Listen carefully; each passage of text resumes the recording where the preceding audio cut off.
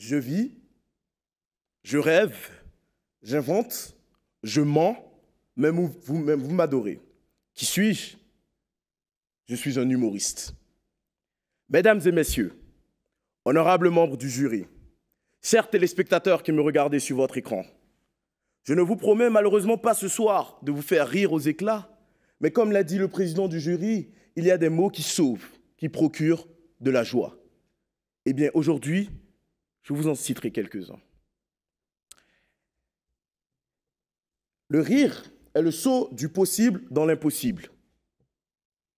Selon moi, ces mots donnent une définition bien faible du rire et lui font perdre de sa splendeur.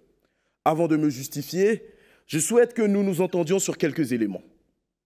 Le possible, ici, désigne la réalité, votre réalité, et les faits qui peuvent s'y produire. Tandis que l'impossible désigne l'imaginé, le fictif, le produit de l'esprit qui s'égare. Le rire désigne le rire tel qu'il est ressenti et suscité, mais également ce qui le provoque. Analysant ces deux facettes du rire, c'est naturellement deux arguments que nous avons. L'un, objectif, vis-à-vis de la création du rire et ce qui le provoque, et l'autre, subjectif, vis-à-vis de ce qu'il provoque dans nos vies.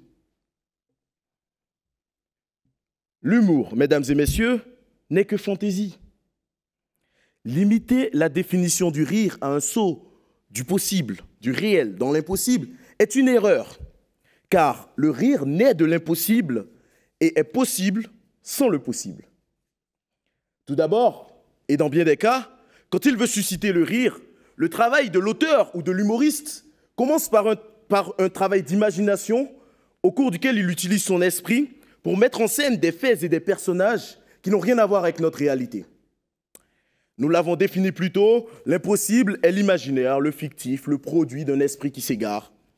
Notre rire apparaît alors lorsque l'on s'égare dans la création née d'un esprit qui en fait de même et nous fait vadrouiller entre des personnages ou des événements tous plus irréalistes les uns que les autres. On se tord alors de rire ou devant la chute d'un personnage qui semble immortel ou devant les aventures d'un duo fantastique composé d'un guerrier à la force surhumaine et d'un autre à la potion tout bonnement magique. Oui, c'est Astérix et Obélix. C'est alors à l'aide de son esprit que l'auteur ou l'humoriste fait entrer le spectateur dans une valse endiablée où il ne reconnaît aucun de ses partenaires de danse tout en essayant d'y voir des figures et faits de sa réalité, de son possible. Mais il en est bien loin. L'impossible permet de faire rire de tout et emprunte même, je le concède, aux situations du possible des éléments sans pour autant nécessairement l'intégrer à l'impossible. Susciter l'hilarité vis-à-vis d'une situation commune et possible passe à travers un travail que tous les grands humoristes adorent. Un travail qui s'opère à l'aide d'un ensemble de techniques qui font du possible une réalité distordue où les événements s'enchaînent au rythme que leur confère l'auteur et où les personnages interagissent différemment de la réalité. Le possible est alors un vain accessoire à l'impossible. L'impossible, seul, est à la base du rire et peut se passer de possible, de réalisme, tout en propageant toujours l'hilarité qui nous surprend, et cela indifféremment des nombreuses questions que devrait se poser notre esprit rationnel. Alors, rire est possible sans le possible. Mes chères contradictrices, chers membres du jury et téléspectateurs, et si nous allions plus loin? Georges Bataille affirmait que le rire est le saut du possible dans l'impossible. Au lieu d'en simplement pointer l'inexactitude et mon désaccord, je vais humblement me permettre de prendre ces mots et de leur donner un sens nouveau. Monsieur Bataille, chère contradictrice, le rire est en réalité le saut de l'impossible dans le possible.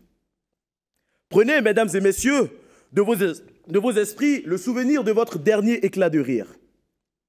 La dernière fois que le rire, qui naît nécessairement de l'impossible, est entré dans votre vie, dans votre possible, concentrez-vous sur cet instant. Vous rappelez-vous de cette sensation de légèreté qui s'est emprise de vous, La science recense aujourd'hui 600 muscles de votre corps que le rire détend, du visage aux jambes. Véritable ami du corps, le rire détend ainsi vos muscles et libère dans votre corps de la sérotonine, l'hormone du bonheur, mais également des endorphines, véritable antidouleur naturelle. Mais ne nous limitons pas aux chiffres et à la science.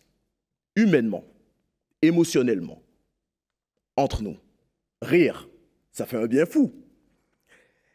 Et c'est pour cela qu'on laisse à travers le rire des éléments irréalistes pénétrer dans notre monde et l'impacter tandis que l'on se laisse emporter.